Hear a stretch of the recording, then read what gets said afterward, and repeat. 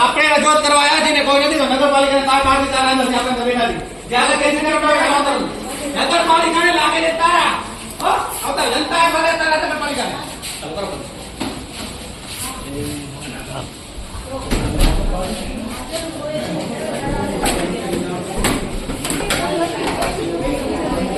બેસી જાવ યાર જ્યારે કે ના હોય ત્યારે આપણે એ કહેશું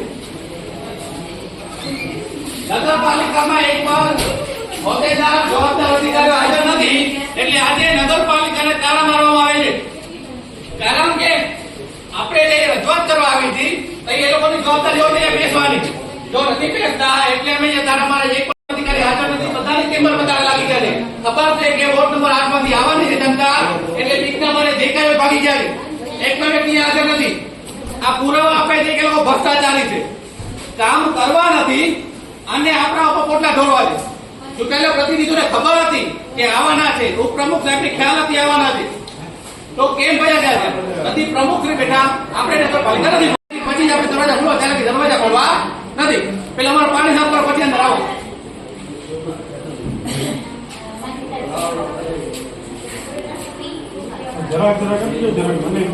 કોઈને અંદર નહીં કોઈને બહાર નથી જવા દેવાનો કોઈ કેમ બહાર જવું છે નથી જવા દેવાનું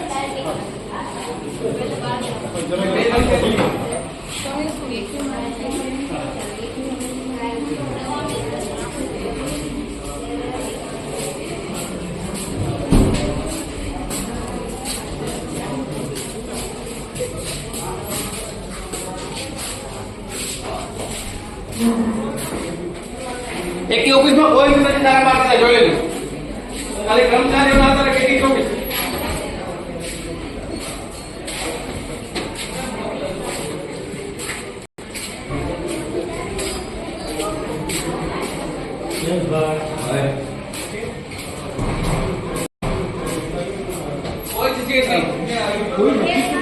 આપણે બેઠા છીએ આવશે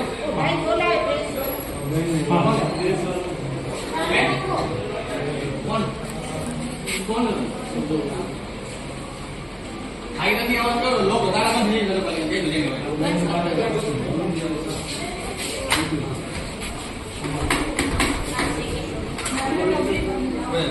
હાલો કઈ કઈ જવાની બોલો ને પછી બહાર નહીં આવવાથી તમને બે મિનિટ બહાર નહીં બોલે આવા જવાની બોલો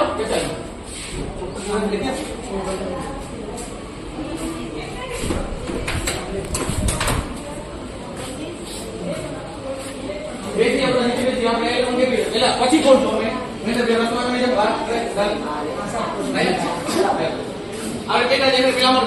સોસાયટી વાત કરે પછી બોલો બોલો કોઈ કર્મચારીને જવા દેવાના બરાબર જવા કોઈ નહીં મળશે અધિકારી આવવા દેજો પેલા તમારા અમારી તો પ્રોબ્લેમ સોલ્વ કરે પછી જવા દો તમે નગરપાલિકા સારા માઠું બરાબર બેસો તમે તમારા ટેબલ પર કામ કરો અમે ડિસ્ટર્બ નહીં કરી બરાબર પણ અમારું નિરાકરણ થઈ જાય ત્યારે કેમ નહીં જાવ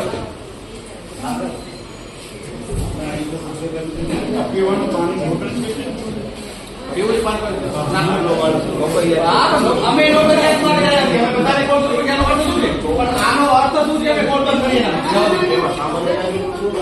સામાન્ય નાગરિક અમે કોલ કરવાની અમારે એ જનતા માટે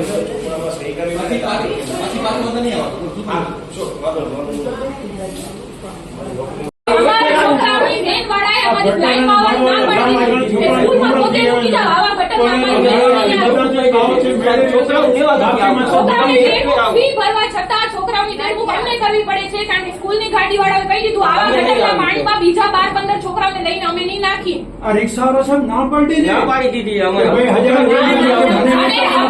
બાજુમાં ચપ્પલ પહેર્યા વગરના ગટરમાંથી જઈ નથી શકતી બોલો